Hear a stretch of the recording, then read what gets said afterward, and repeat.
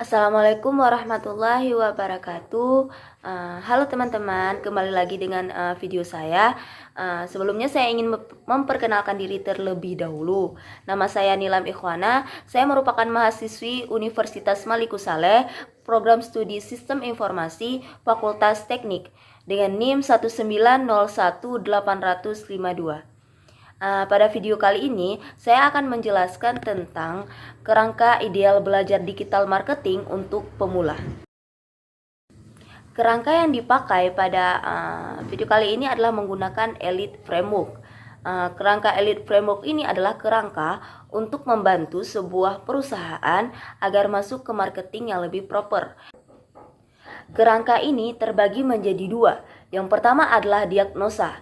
Diagnosa yaitu melakukan diagnosa di mana untuk mengetahui sudah mencapai mana company yang dibangun itu sudah berjalan dan aktiviti digital yang sudah dilakukan guna untuk menganalisa. Yang kedua adalah preparation. Preparation adalah terbagi menjadi tiga. Yang pertama adalah objektif. Objektif diperlukan untuk mengetahui goal dari company yang digital ini yang sudah dibangun. Jadi, kita perlu objektif dan memikirkan terlebih dahulu goal apa dari keuntungan yang akan dimiliki dari dibangunnya company ini. Yang kedua adalah team building. Team building di sini adalah untuk mengecek sebuah tim tersebut lengkap atau tidak, seperti desainer, copywriter, traffic, product developer, funnel, project manager, dan lain sebagainya. Yang ketiga adalah tools. Dalam company ini kita membutuhkan tools apa saja yang diperlukan untuk terbentuknya company yang sesuai yang kita inginkan.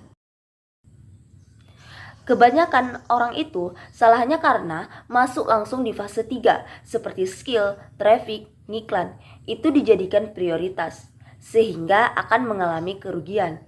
Dikarenakan fase 1 dan 2 tidak dijalankan terlebih dahulu dan lebih fokus ke fase 3. Perlu diketahui juga kesuksesan memang didapatkan di fase 3, namun harus menjalankan fase 1 dan 2 terlebih dahulu.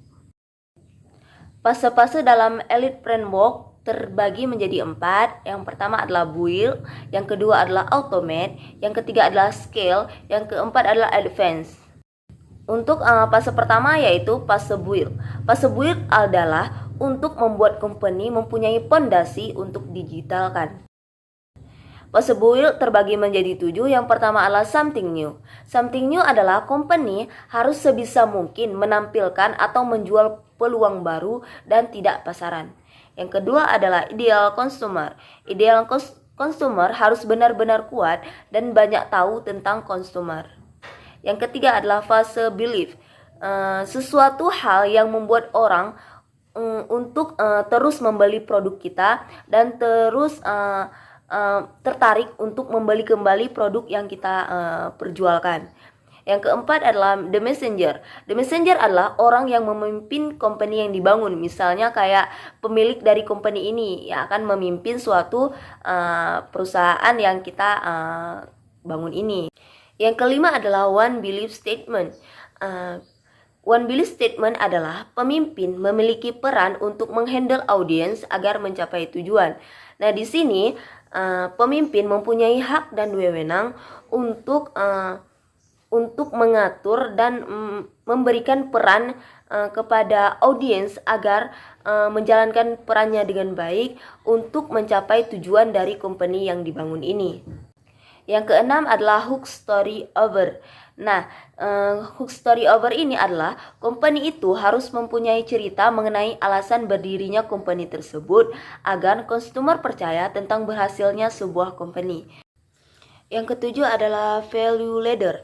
Value ladder ini adalah jika orang beli harus ada upsell-nya sehingga profit menjadi maksimal. Profil harus dibuat menjadi lebih besar. Nah, ini tujuannya untuk memberikan approve kepada konsumer agar terus melirik produk yang kita perjualkan. Fase yang kedua yaitu automate. Automate adalah apa yang bisa dibuat otomatis. Biasanya orang jualan satu persatu. Namun dalam hal ini mencari cara agar otomatis tidak perlu menjual satu persatu dan bisa menjual sekaligus dalam jumlah yang banyak. Funnel terbagi menjadi 3. Yang pertama adalah tofu. Tofu adalah orang yang bersosial media yang cool, yang tidak kenal kita.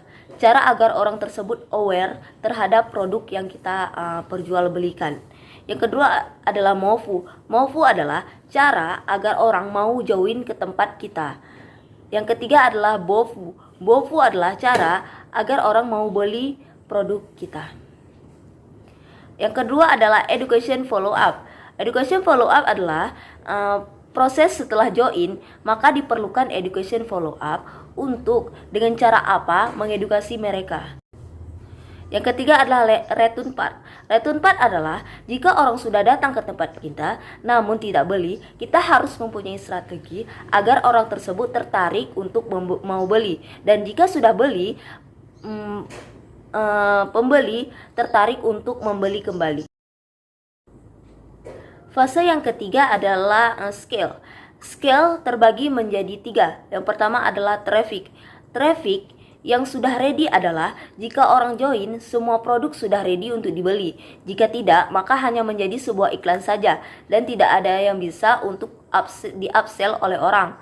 Tentu inilah yang harus desain terlebih dahulu agar pembeli dapat membeli produk sesuai yang diinginkan.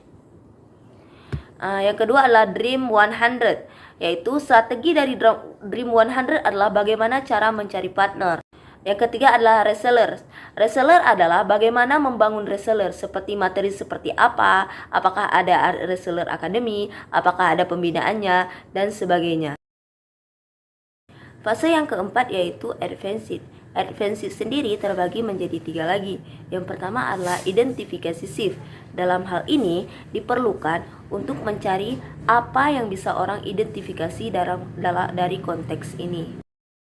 Yang kedua adalah movement. Movement adalah dalam hal ini movement apa yang ingin di-create dan gerakan apa yang mau diciptakan. Yang ketiga yaitu